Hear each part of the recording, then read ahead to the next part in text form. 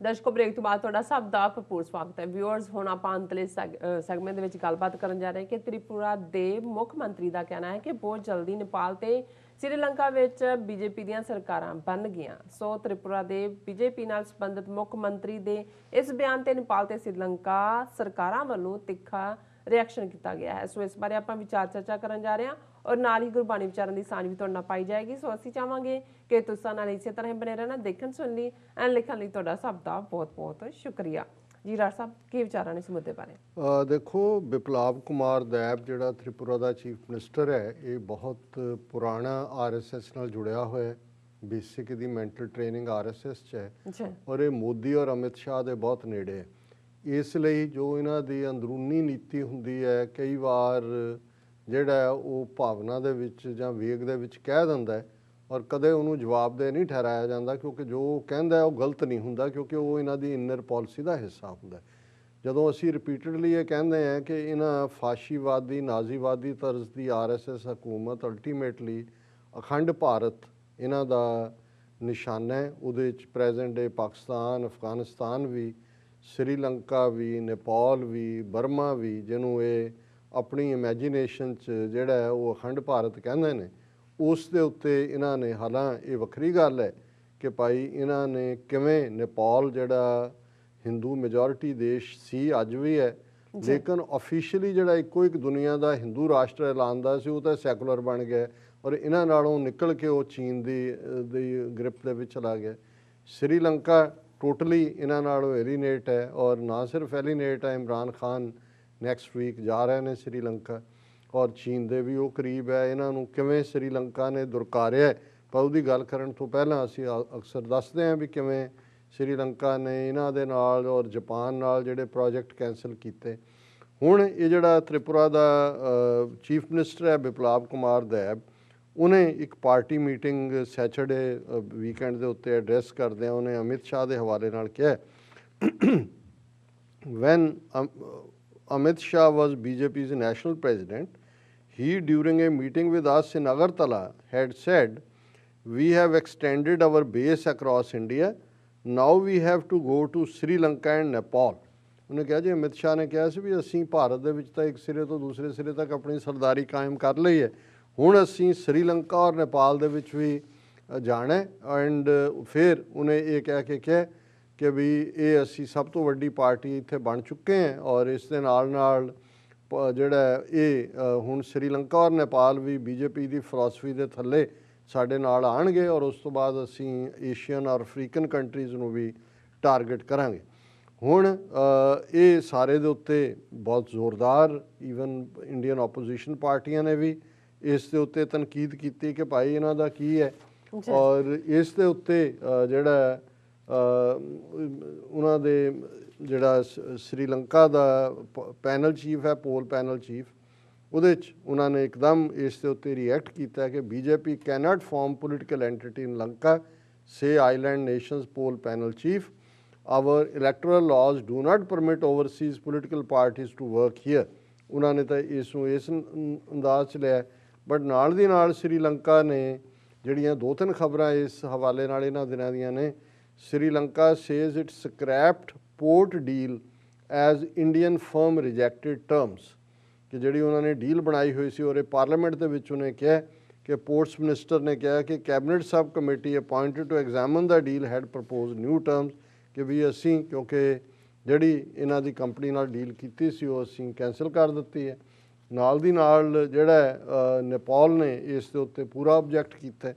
उहदे च नेपाल ने ये कहा Nepal objected to reports of BJP allegedly planning to expand its presence in neighbouring countries, Sri Lanka and Nepal. Foreign Minister of Nepal, Pradeep Kumar Gewali, announced the move on social media after Chief Minister of Tripura quoted Home Minister Amit Shah saying BJP will soon form government in Sri Lanka and Nepal। उहदे च उन्होंने क्या noted formal objection has been already conveyed। उन्होंने already Indian government में इस उत्ते protest किया और उन्होंने कहा कि भी ये जिहड़ा इस सारे दे विच भारत नूं उन्होंने वार्न किया कि भी बंद करो, तुसीं जिहड़ा इंटरफेयर कर रहे हो साडे मामलिਆਂ 'ਚ। ਔਰ ਨਾਲ ਦੀ ਨਾਲ even Sri Lanka to reacquire ਟ੍ਰਿਨਕੋਮਾ।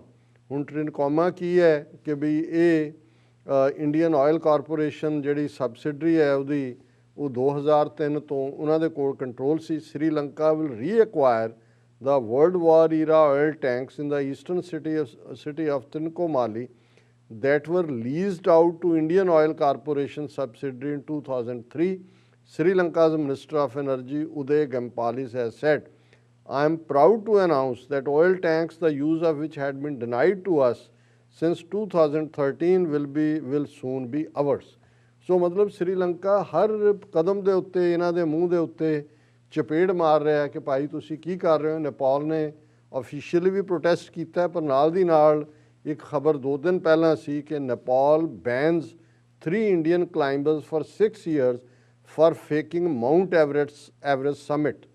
This is not the first time that climbers have been confirmed of faking the summit of Mount Everest. ਹੁਣ 3 ਇੰਡੀਅਨ ਜਿਨ੍ਹਾਂ ਦੇ ਵਿੱਚ ਨਰਿੰਦਰ ਯਾਦਵ, ਸੀਮਾ ਰਾਣੀ ਗੋਸਵਾਮੀ ਔਰ ਇੱਕ ਹੋਰ, ਉਹਨਾਂ ਨੇ ਉਹ ਮਾਊਂਟ ਐਵਰੈਸਟ ਤੇ ਗਏ ਹੀ ਨਹੀਂ, ਕੁਝ ਝੂਠੀਆਂ ਫੋਟੋਆਂ ਖਿੱਚ ਕੇ ਇੱਧਰ ਉੱਧਰ ਕਿਸੇ ਪਹਾੜ ਦੇ ਉੱਤੇ ਉਹਨਾਂ ਨੇ ਕਿਹਾ ਜੀ ਅਸੀਂ ਮਾਊਂਟ ਐਵਰੈਸਟ ਤੇ ਆਪਣਾ ਝੰਡਾ ਤਿਰੰਗਾ ਲਾ ਦਿੱਤਾ ਹੈ, ਔਰ ਜਿਹੜੀ ਉਹਨਾਂ ਦੀ ਇੰਸਟੀਚਿਊਟ ਆ ਉਹ ਤੋਂ ਸਰਟੀਫਿਕੇਟ ਲੈ ਲਿਆ ਕਿ ਵੀ ਜੀ ਮਾਊਂਟ ਐਵਰੈਸਟ ਕੀਤਾ ਹੈ। ਔਰ ਉਹਨਾਂ ਨੇ ਨੇਪਾਲ ਨੇ ਉਹਨਾਂ ਨੂੰ ਪੱਕੇ ਤੌਰ ਤੇ ਬੈਨ ਕਰ ਦਿੱਤਾ ਹੈ। ਇਹ 2016 'ਚ ਉਹਨਾਂ ਨੇ ਇਹ ਡਰਾਮਾ ਕੀਤਾ। ਉਹਨਾਂ ਨੇ ਕਿਹਾ ਕਿ ਵੀ ਇਹ without successfully climbing the world's highest mountain the Himalayan Times reported, ਉਹਨਾਂ ਨੇ ਕਿਹਾ ਕਿ both the climbers had received the certificates of climbing the 8,848.86 meter mountain by submitting false details to Department of Tourism. Their certificates have been revoked.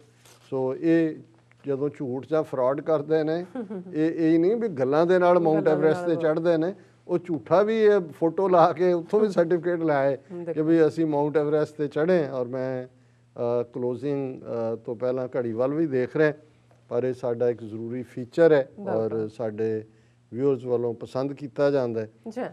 ਔਰ ਅਸੀਂ ਕਬੀਰ ਸਾਹਿਬ ਦੇ ਸ਼ਲੋਕ ਜਿਹੜੇ ਨੇ ਇਸ ਦੇ ਵਿੱਚ ਵਿਚਾਰਦੇ।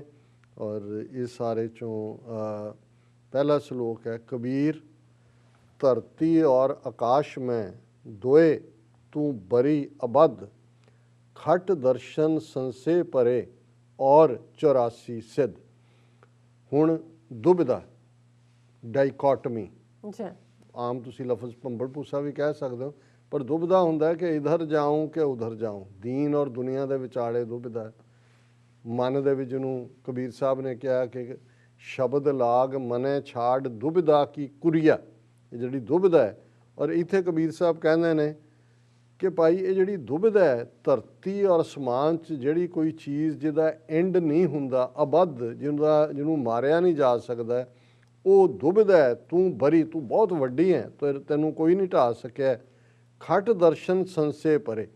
ਹੁਣ ਖਟ ਦਰਸ਼ਨ 6 ਭੇਖ ਜਿਹੜੇ ਅਕਸਰ ਪਹਿਲਾਂ ਤਾਂ ਉੱਪਰ ਇਸਲਾਮਿਕ ਰਵਾਇਤ ਦੇ ਹਵਾਲੇ ਨਾਲ ਸੀ ਕਿ ਕਿਵੇਂ ਭੁਲੇਖੇ ਪਾ ਕੇ ਬੰਦਾ ਆਪਣੇ ਆਪ ਨੂੰ ਧੋਖਾ ਦੇ ਰਿਹਾ ਹੁੰਦਾ ਹੈ।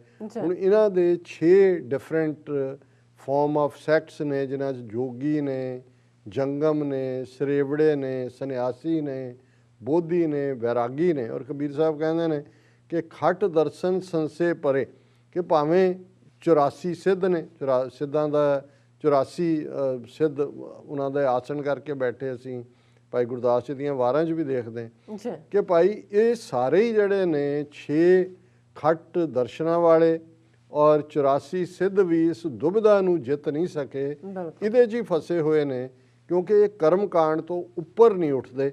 ਤੇ ਫਿਰ ਅਗਲੇ 2 ਸ਼ਲੋਕ ਦਾ ਜਵਾਬ ਨੇ ਕਿ ਭਾਈ ਇਸ ਦੁਬਿਧਾ ਨੂੰ ਕਿਵੇਂ ਖਤਮ ਕੀਤਾ ਜਾ ਸਕਦਾ ਹੈ, ਕਿਵੇਂ ਆਪਣੇ ਪਿਆਰੇ ਰੱਬ ਦੀ ਕੁਰਬਤ ਹਾਸਲ ਕੀਤੀ ਜਾ ਸਕਦੀ ਹੈ।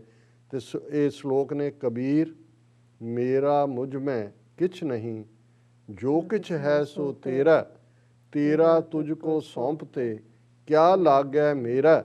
कबीर तू करता तू हुआ, मुझ में रहा न हूँ, जब आपा पर का मिट गया, जत देखा तत तू। ਇਹ ਹੈ ਦੁਬਿਧਾ ਨੂੰ ਮਾਰਨ ਦਾ, ਜਿਹੜੀ ਵੈਸੇ ਅਬੱਧ ਹੈ ਉਹ ਉਸ ਦਾ ਵੱਧ ਨਹੀਂ ਕੀਤਾ ਜਾ ਸਕਦਾ। ਪਰ ਇਹ ਹੈ ਕਿ ਜਦੋਂ ਤੁਸੀਂ ਇਸ 'ਚ ਆ ਜਾਂਦੇ ਹੋ, ਕਬੀਰ ਮੇਰਾ ਮੁਝ ਮੈਂ ਕਿਛ ਨਹੀਂ, ਜੋ ਕਿਛ ਹੈ ਸੋ ਤੇਰਾ, ਕਿ हे ਰੱਬ, हे ਵਾਹਿਗੁਰੂ, हे ਅੱਲਾਹ ਤਾਲਾ, ਮੈਂ ਕੀ ਹੈ?